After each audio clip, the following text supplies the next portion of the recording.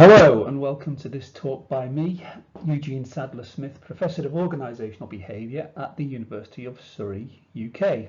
And the talk looks at the relationship between artificial intelligence and human intuition, and it asks the question, will artificial intelligence kill human intuition? One of the assumptions, I guess, in the question is that intuition is useful. But is intuition useful? Well, what do business leaders have to say about that? Perhaps one of the most famous quotes about intuition is from Steve Jobs to graduates at Stanford University in 2006, where he said that they should have the courage to follow their heart and their intuition because they somehow already know what they want to become and everything else is secondary. Dawn Ostroff, executive at Spotify and Condé Nast, said that we should listen to our inner voice and trust it. Bill Gates, who we might not expect to be especially intuitive, actually does trust his intuition. When he was asked by CNN whether or not he trusts his intuition, he said that if he thinks something's going to catch on, then he trusts his own intuition. He knows that it can sometimes be wrong, but his batting average is good enough that he keeps on swinging. Angela Ahrendts, who was chief exec of the British fashion house Burberry, said that intuition is a form of wisdom, the gift of knowing without reasoning, and related to the idea of not overthinking things. And then finally, of course, no discussion of intuition would be complete without a quote by Albert Einstein, and Einstein is reputed to have said that I believe in intuitions and inspirations because I sometimes feel that I am right, but I do not know that I am. So clearly, important business people and scientific geniuses use their intuition. What about managers in general, though? So the Economist Intelligence Unit, working with PwC, asked 1,300 senior leaders, about 400 of whom were C-level, which of the following inputs did you place the most reliance on in your last big decision? Intuition and experience, data and analytics, advice from others, financial indicators, or others? And here are the results from this survey. 30% trusted intuition and experience for their most recent big decision, 29 data and analytics, 28 advice from others, and then 9% financial indicators and 4% others. So there's a roughly three-way split between intuition and experience, data and analytics, and advice from others. So we can say that as far as senior leaders are concerned and big decisions, intuition does have a big role to play. And indeed, it has as important a role to play as does analysis and data, which is interesting. One of the conclusions that the Economist Intelligence Unit drew from this research was that the challenge for business is how to marry gut instinct with data and analytics. And we might say now the challenge is how to marry together intuition and artificial intelligence, which is the subject of this talk, really. I guess before we move any further, we maybe need to ask ourselves the question, what is intuition? And who better to ask than managers themselves? So one way in which I've done this in the past is by asking managers what happens when you intuit. The technique's called denominalization, where you take the noun intuition and you turn it into the verb intuit, and then you ask managers to tell you what happens when they intuit, and they do so by completing the statement, when I intuit ... When I asked, it was 127 human resource managers who I asked this question of. The results were published in a journal, Human Relations, in 2016.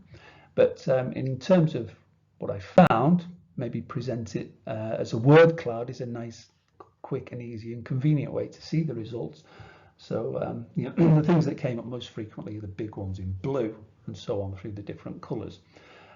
So what happens when you intuit, when managers intuit? Well, it's a decision about something feeling right. So from the words that the managers themselves used, we can actually construct a definition from bottom up, if you like, not driven by theory, about what managers think happens when they intuit. So if we take these results and translate it into a simple definition, My human resource managers in the sample think that intuition is a decision that's based on a feeling that something is right or not right. Of course, it can tell us to approach a situation, which is when something feels right. It can also tell us when to avoid a situation, when something is not right. So there's a bottom-up definition, if you like, from managers themselves.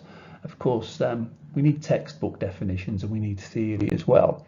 Here are 3 textbook definitions. The first one was one that I published in 2004 in a journal called Academy of Management Perspectives. And I defined it then as knowing without knowing how or why you know, which is a very basic definition. It's not especially helpful. A much more helpful definition, I think, is that from Herbert Simon, Nobel Prize winner, one of the founding figures of artificial intelligence, actually. And Herbert Simon said this is his definition too. Intuitions are prior analyses frozen into habit and the capacity for rapid response through recognition. So essentially, Simon is saying intuition is pattern recognition. And then perhaps the best definition of all, I think, is this one by Dane and Pratt from 2007.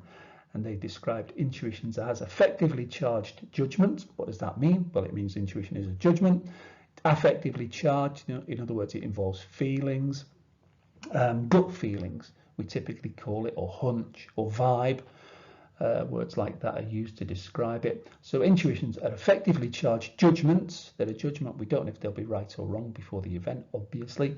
They arise automatically. They arise quickly. They're non-conscious and they're based on holistic associations. And that takes us back to definition 2, because by holistic associations, Dane and Pratt in this definition are referring to patterns and pattern recognition and pattern matching, which are one of the bases of intuition, because intuition, as we know, is based on learning and experience and results in expertise. So there are some definitions of intuition. I guess we need to then think about how does it work from a theoretical point of view. Have we got a theoretical framework that we can use to understand what intuition is, how it works, and how it relates to other aspects of thinking and problem solving and deciding? The model that's used most frequently to frame how intuition works is something I've called it here the 2 minds model. So we've all got one brain, but we've got 2 minds in one brain. A 2 minds model, psychologists might call it dual process theory. Essentially system 1 and system 2. System 1 is the intuitive mind, system 2 is the analytical mind. What are they like? Well, the analytical mind, metaphorically speaking, remember these are metaphors for different types of thinking. There is no literally an analytical mind and an intuitive mind lurking inside our heads. They're metaphors. So metaphorically, the analytical mind is a narrow bandwidth processor. It involves controlled processing. In other words, it's effortful. We have to think hard to do analytical processing. It works in a step-by-step way, step-by-step analysis. It's conscious. It's in working memory. It's the things that we're aware of when we're thinking in our thinking processes. It talks to us. And it talks to us in the language of words in a speech. It's a verbal system. It's recent in evolutionary terms. Some people call it new mind. Jonathan Evans calls it new mind. And it evolved, I summarize it by saying it evolved for solving. And of course it's called system 2 in dual process terms. And then you can see where this is leading. So the intuitive mind kind of maps across in parallel, contrasting with it. So if the analytical mind is a narrow bandwidth processor, metaphorically speaking, the intuitive mind is a broad bandwidth processor. It's automatic, it's not effortful. We don't have to think hard for intuitions to happen. They simply happen automatically and quickly. It works by whole pattern recognition. That takes us back to the definitions on the previous slide from Herbert Simon and Dane and Pratt. They talk about holistic associations, looking at the patterns and recognizing patterns. It's unconscious. Its workings are behind the screen, if you like, of conscious awareness. We don't know where they come from, but they emerge into consciousness. They emerge into consciousness in a particular language. And because the intuitive mind can't speak in the language of words, it talks to us in the language of feelings, gut feelings, hunches, vibes. Every language has its own word for for those kinds of phenomena. Gut feeling is a typical phrase that's used in English. It's ancient, old mind, so it goes back many hundreds of thousands of years in human history, and I think it evolved for sensing. So the analytical mind evolved for solving, the intuitive mind evolved for sensing, and in that respect, I think that they complement each other, and I think they evolved to complement each other. Way in which they do complement each other, a simple way of looking at the way, understanding the way in which they complement each other, is through this kind of traffic light diagram that I call it here. So, and it illustrates that the two minds, the two systems, system 1, system 2, analytical mind, intuitive mind, work better together. So the most simple situation is where your analysis says yes and your intuition says yes. That's a green light for a go. The opposite of that, of course, is if your analysis says no and your intuition says no, that's a red light, that's stop, don't go there. The interesting places to be are when analysis says no and intuition says yes, so in that case you need to check out your intuition, or alternatively where analysis says yes, the data says yes, go for it, go for this decision, buy this house, invest in this startup, whatever the decision might be. Your intuition says no. In that case, a wise thing to do would be to check out your analysis. So that traffic light matrix 2 by 2 illustrates the way in which the two systems work together to complement each other. Of course, they sometimes conflict, and that's there's a whole body of work on heuristics and biases, but I'm not going to talk about that in this talk. There's plenty being said about that elsewhere. So to summarize, two minds in one brain, dual process theory. The intuitive mind senses like a radar, the analytical mind solves, and I think they evolved to have different but complementary functions. Okay, so that's enough said about intuition, but this talk is about intuition and artificial intelligence. So what I want to do is switch to artificial intelligence shortly, but before I do that, before we move on to talk about artificial intelligence, I just want to explore this idea about sensing a little bit more. Because I've said the intuitive mind, system 1, senses. How does it sense? What does it sense? But I think there are 4 types of sensings going on, or if you like, there are 4 types of intuition. One I've called the expert sense or expert intuition. Second one I've called the social sense or social intuition, moral intuition, and creative intuition. And what I want to do before we go on to talk about AI and its relationship to sensing and human intuition, just say a few words about these 4 different types of intuition. So the expert sense, a few words about that. In fact, what I did, talking about artificial intelligence, I asked ChatGPT to give me an example of the expert sense. I asked ChatGPT to give me an example of expert intuition, and this is what it came up with. It said, well, an example of that would be when experienced stock traders rely on their expertise, on their expert intuition to make split-second decisions about buying or selling. And they're able to do that because they've spent years studying market trends, analysing reports, understanding different sectors of business. And they quickly assess the situation and make a trading decision based on their gut feelings. It's quite a good answer actually from ChatGPT, and there's a body of work that supports what it's actually saying there. So I think we can trust ChatGPT in that instance, and it's a nice example of expert intuition or the expert sense. The second type of intuition is the social sense, social intuition. What does ChatGPT have to say about that? Again, it's not a bad answer. In fact, I wouldn't have included what it said if it gave a bad answer, because that's not the point of the talk. So an example of the social sense would be in sales or in customer relations, where social intuition, the ability to relate to a client or a customer, is really important in order to build rapport, build a relationship, helping clients to understand the product or the service, and then to tailor the sales pitch to their particular needs. So that's a nice example, I think, of social intuition, and judging other people's motives and intentions on the part of the salesperson and on the part of the client or the customer as well. So that's social intuition or the social sense. The third type, moral intuition or the moral sense. What might an example of that be? as suggested by, remember, this is ChatGPT that's offered these examples. Again, it's not a bad example that ChatGPT gives us. For example, a manager discovers that one of their suppliers is in a developing country is involved in unethical labour practices, child labour, unsafe working conditions. There's no analysis necessary. It's an intuitive response. It's moral intuition at work. It's instinctive almost.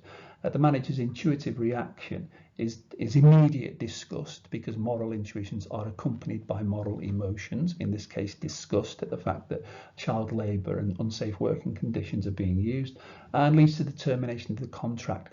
So the idea here of moral intuition is that it's instinctive. It's not necessary to reason it through, because intuition enables the decision maker to access their moral compass instantaneously. There's a whole body of work around this from Jonathan Haidt and others around the moral sense. And then finally, the creative sense or creative intuition. What's that all about? What do we mean by the creative sense? So creative intuition or creative sense, it goes beyond conventional design process. It's about, the light bulb moments, thinking outside the box, etc., to produce innovative solutions. But the other part of the creative sense, I think, is this. It's about producing creative ideas and thinking outside of the box, but it's also the ability to evaluate the ideas, to sense what will or won't work. And that's based very much on experience and being immersed in the market and immersed in your particular field and having expertise as well. But what creative intuition or the creative sense enables somebody to do is to produce products or services that stand out in the market, that capture attention, and ultimately that can drive business success. So those are the 4 types of intuition involved in this kind of sensing capability that System 1 has, that the intuitive mind has. So with that in mind, those 4 types of intuition in mind, what I now want to do is to flip slightly to artificial intelligence and just talk about a very recent piece of work by Fabrizio Dell'Acqua from Harvard, conducted in collaboration with BCG Boston Consulting Group this year, published as a working paper by Harvard Business School. I'll give you the reference in a minute. But basically, they were asking the question, when does artificial intelligence outperform human intelligence? So it's not specifically about intuition. It will be, because we'll relate it to intuition surely. But when does AI outperform HI? When does artificial intelligence outperform human intelligence? Really interesting study. I'll try and talk you through it. Before I do that, though, ChatGPT, which is the AI that they used in the study, in the experiment, is just the latest incarnation of cognitive augmentation, as we might call it, and the various milestones in augmenting human intelligence, going way back to 4,500 years ago, when the abacus was invented by the Babylonians to help our analytical mind do calculations. 1632, the slide rule was invented. 1950s, the first thinking machines. There's Herbert Simon with one of the first thinking machines developed in the 1950s. 1960s, the electronic calculator, and then of course 2020, the most high-profile manifestation of artificial intelligence is ChatGPT. ChatGPT, in the news every day, stands for Generative Pre-trained Transformer. It's a large language model-based chatbot developed by OpenAI, launched in November 2022, and has not been out of the headlines since. So the research, the Dell'Acqua et al. Research with Boston Consulting Group and Harvard, what they did in this study was they pitted human beings against human beings augmented by ChatGPT. So it's humans versus humans plus AI. The AI is ChatGPT in this case. And the task that the humans and the AI were working on were professional services tasks, consulting tasks. The sample size is big, 758. Boston Consulting Group employees, and the AI that was used, as I've said, is ChatGPT. In the experiment, they had 3 groups. They had a control group, that was a group of employees professional service employees who didn't have any AI, just used human intelligence. Second group was humans plus AI. And that group, the second group, were engaged in what's called a creative product innovation task. There's the creative product innovation task, or an example of one that was used. So generate ideas for a new drink in an underserved market, pick the best, describe steps in prototyping and launching, and suggest a name and slogan. That was a creative product innovation task.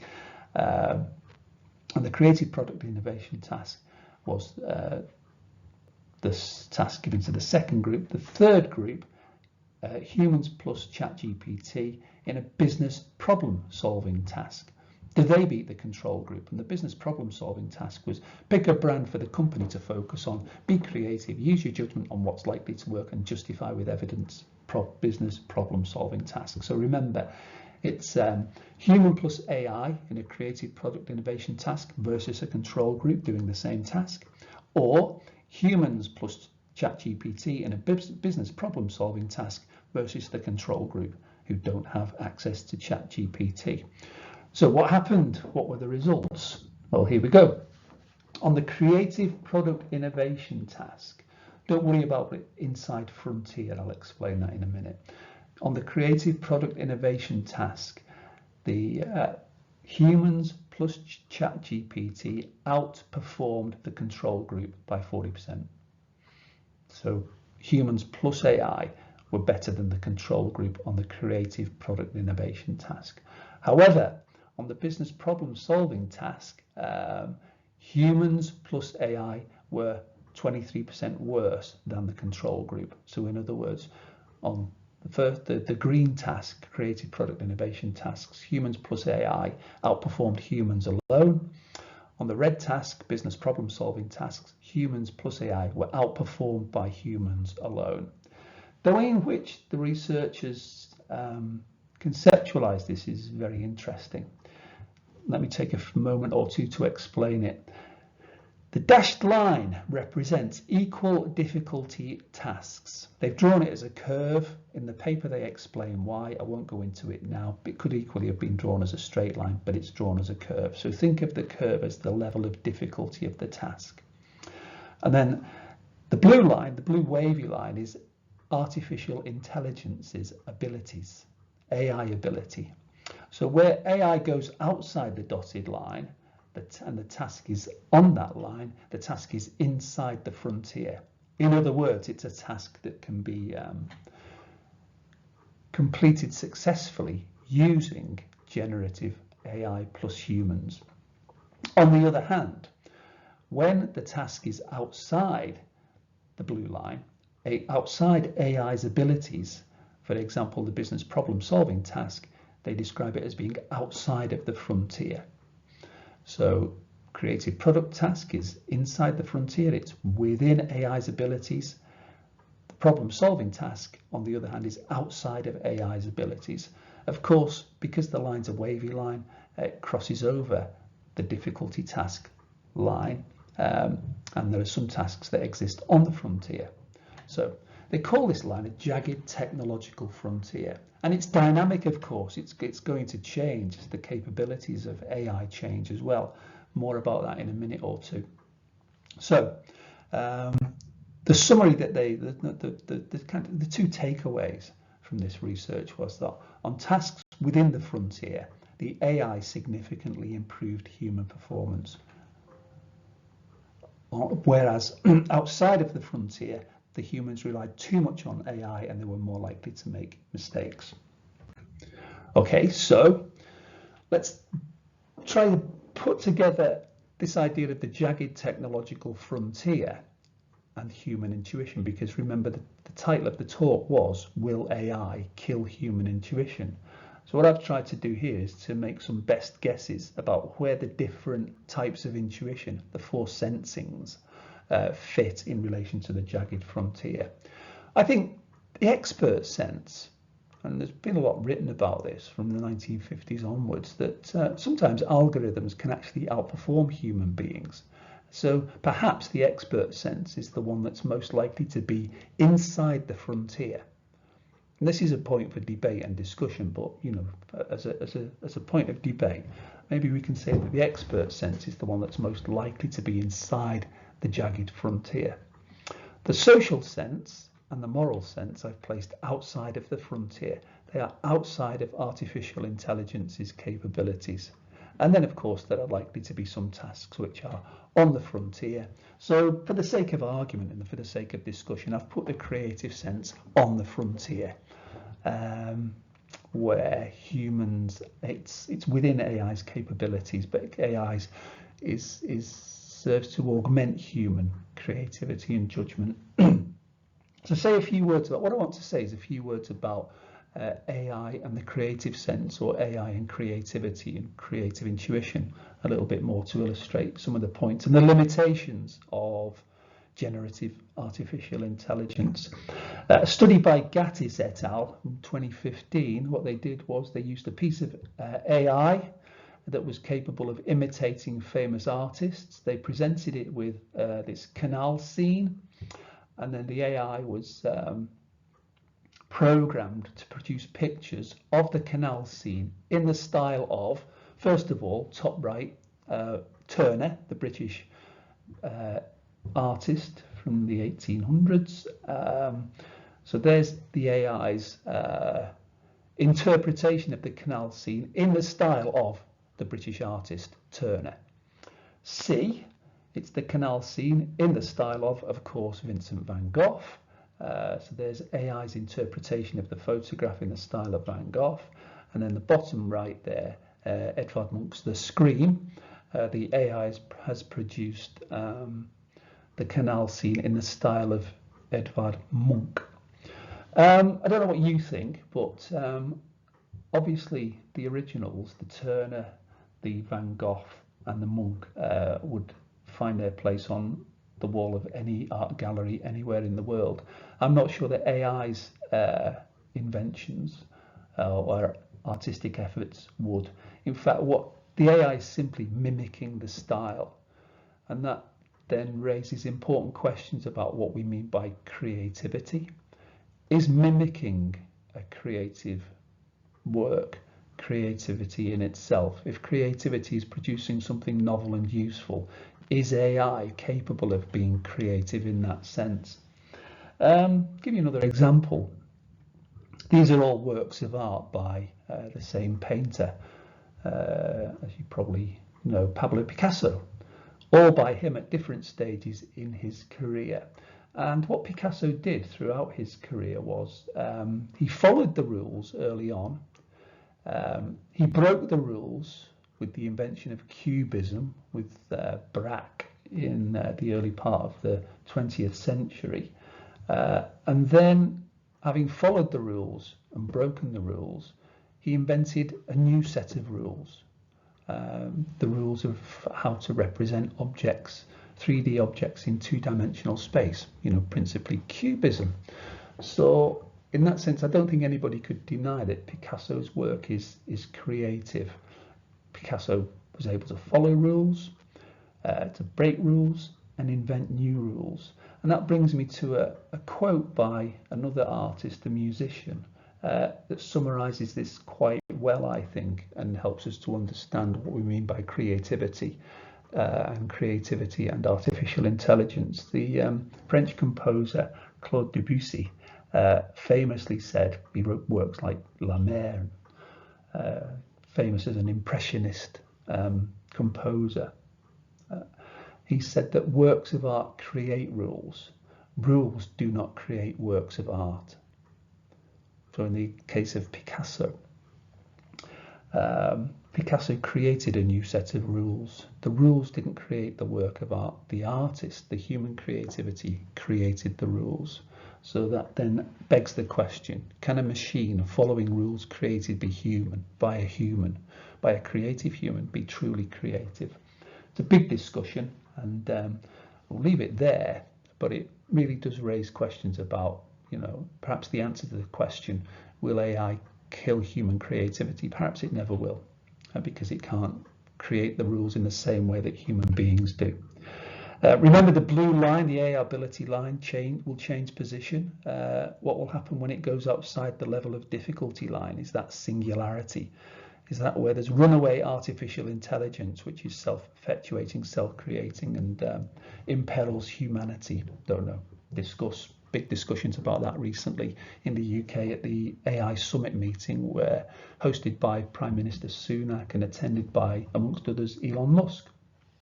Big debates. So moving on then. So AI has got a lot to offer, clearly, but the human mind also has got a lot to offer in terms of its two modes of processing. Its analytical mode of processing, the analytical mind, system 2, and its intuitive mode of processing, the intuitive mind, system 1. Maybe one way we can get the best of all worlds is to ask ourselves the question. I'm not going to answer the questions, I'm going to ask them in this talk. There's human analytical intelligence, system 2. So we can ask ourselves, what is system 2 good at? There's a typographical error on this slide, by the way. It should say on the top one, what is system 2 good at, not system 1. What is system 2 good at? What is human analytical intelligence good at?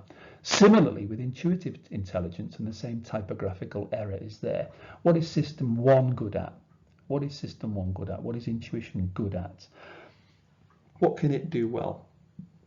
And then we can ask ourselves, what is artificial intelligence good at? What are algorithms good at? I think the interesting place is on this diagram are the overlaps between AI and analytical intelligence, and AI and intuitive intelligence, and also the overlap between intuitive intelligence and analytical intelligence. And then the really interesting place to be is where all three overlap. So what's going on in the middle there, where analytical intelligence, intuitive intelligence, and artificial intelligence all come together. You know, we can think of examples of where all three things come together. One would be medical diagnosis and treatment, where the doctor's got to have intuition, it's got to have analytical intelligence, but can be supported by AI in the form of, genome data, MRI scans, CAT scans, etc., which can be better at spotting things sometimes than human beings can. I've called this an augmented intelligence model. It's in fact a paper that was presented at the Academy of Management this year, 2023, by Cheda Paidas-Turan and myself. We call it an augmented intelligence model, and it's a model of conjoined agency. It's the conjoining of the agency of humans and machines. So finally, I've talked about intuitive intelligence. What can we say about intuitive intelligence? We can say it isn't inborn, and it's not a sixth sense. And we can move on quickly from that. I think we can accept that. But what we can also accept, which is a more productive line of inquiry, is that intuition is developable. It can be developed through training and coaching. And if we can develop intuition through training and coaching, which I've attempted to do in my classes on my exec MBA course and other things with managers and execs, I think intuition or intuitive intelligence adds value by it speeds up your decision making. That's the expert intuition. It helps build better relationships in the workplace with clients and employees, customers. That's the social intuition. It helps managers to access their ethical compass. That's the moral intuition. And it helps managers to think outside the box, and that's the creative intuition. And all of those things together are the components of intuitive intelligence, which drives personal and business success. So finally, I'm going to go back to ChatGPT actually. And remember that the question at the beginning of the talk was, will AI kill human intuition? So I asked that question to ChatGPT. I didn't use the word kill. I said, do you think that artificial intelligence will make human intuition redundant? So what's ChatGPT itself got to say about that?